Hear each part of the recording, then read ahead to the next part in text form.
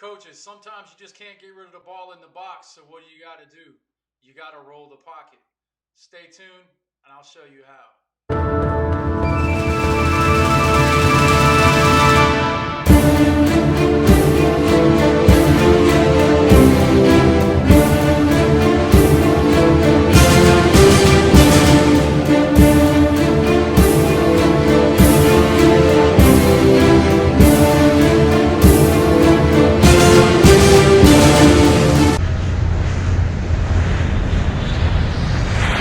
Coaches, welcome back to the 92 Mesh Group Chalk Talk series.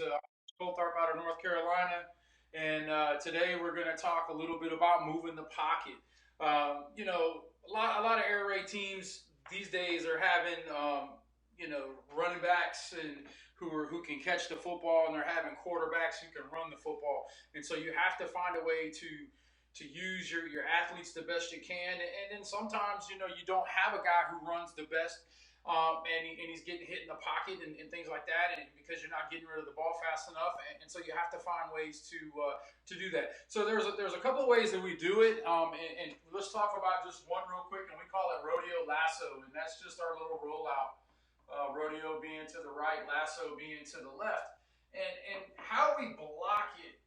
If you look at some of our offensive line stuff, you'll see kind of how we block it. But it's going to be an onside to backside type deal, where the linemen are going to be zoning to the side and then kind of doing a post hinge type deal on the backside. And if you're one of the guys who got the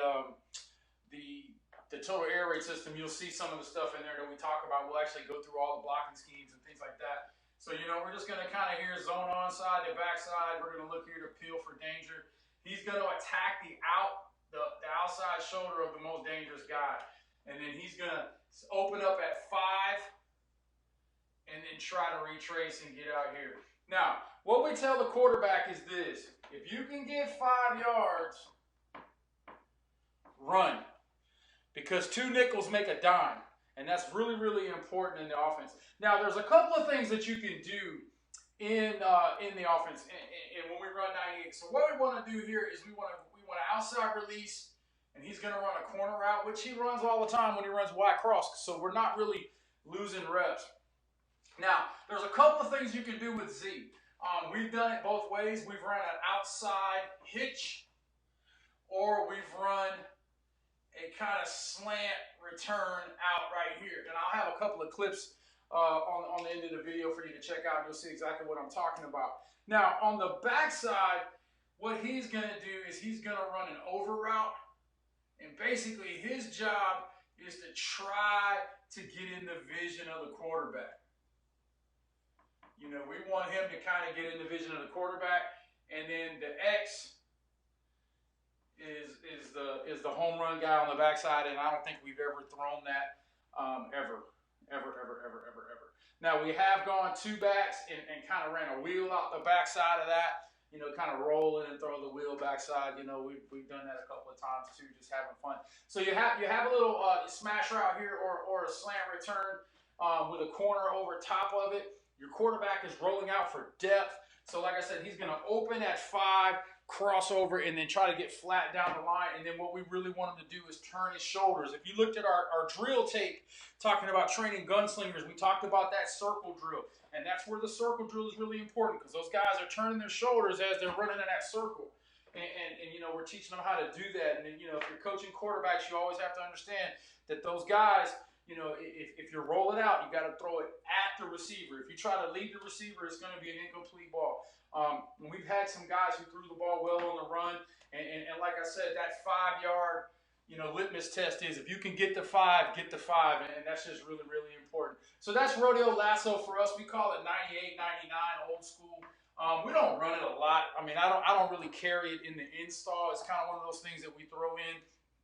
And do that. And as you're moving into your 7-on-7 season this summer, we start tomorrow in our summer workouts, and we're really excited about those kind of things. But as you start working towards your 7-on-7 stuff, keep this in mind. And in the comments down below, do you script your 7 on 7, or do you try to win your 7 on 7? Because that's really an important, debate. Is it more important to go out there and score a ton of points on 7 on 7 and build confidence, or are you really going out there to work on things? I assert that you can do both, but we all know those wing T teams that have 5 wide receivers during 7 on 7 season, and then they run buck sweep 29 times on Friday night. And so really, what's the use? So I just kind of in the comments down below, or hit us up on Twitter. Let's talk about that a little bit. It's 7 on 7 season. Script or win. Hey, this has been Coach Coltharp. Remember, hey, if you haven't had a chance to check it out yet, check out 92meshgroup.com.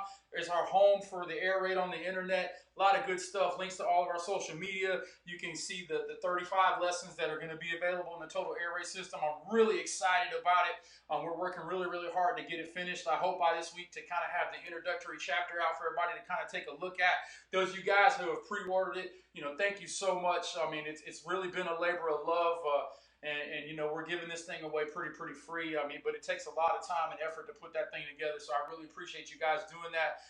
We still have a few pre-order sales left as of right now.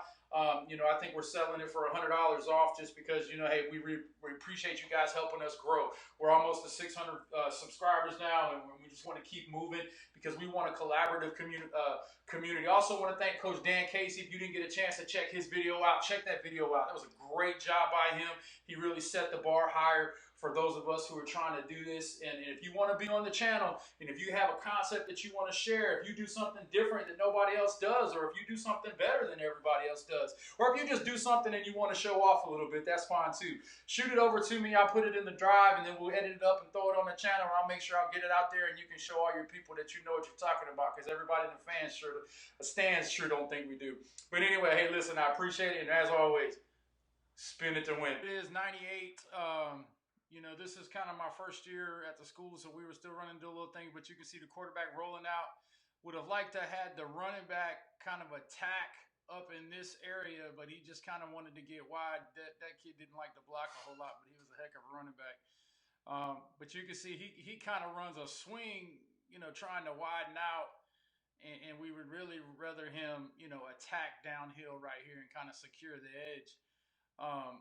We need a better zone step out of the right tackle here. His feet kind of go dead. Like I said, this is early on, but you can see that's a heck of a ball. That kid was the state player of the year, his junior year.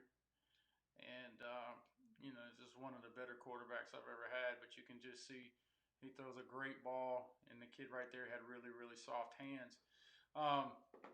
And so route-wise, you can see here that we're just running the little snag out that pulls him down, and he puts a good ball into the corner to get us where we wanted to go. Now let's look at another cut real quick. I got one more for you. This was one of the biggest plays we had. You'll see here that we're gonna roll out. This is 3rd and like 16, and just look at this catch. Fingertips, feet in, first down, keep it moving. We go down and kick a field goal to win the game, 14-13. That was the team that had Jaron Reed that played at Alabama and the Seattle Seahawks on it. It was a big win for our program right there. But you can see, once again, we're doing a little bit better job of setting the edge there, getting a little something on that guy. Just a great ball. Backside, we get a good zone here. You see a good example of the snag down here on the bottom. Get that out the way so you can see it. But you can see the good little snag right on the bottom that pulls him and pulls it right there. So that's our 98 package. Coaches, visit 92meshgroup.com for the latest 92 Mesh Group information, from video links to links to the squadron briefing, to links to the squadron meeting room, to information on the total air raid system, to quick access to the channel and quick access to all of our social media. 92meshgroup.com, your home for the air raid on the internet.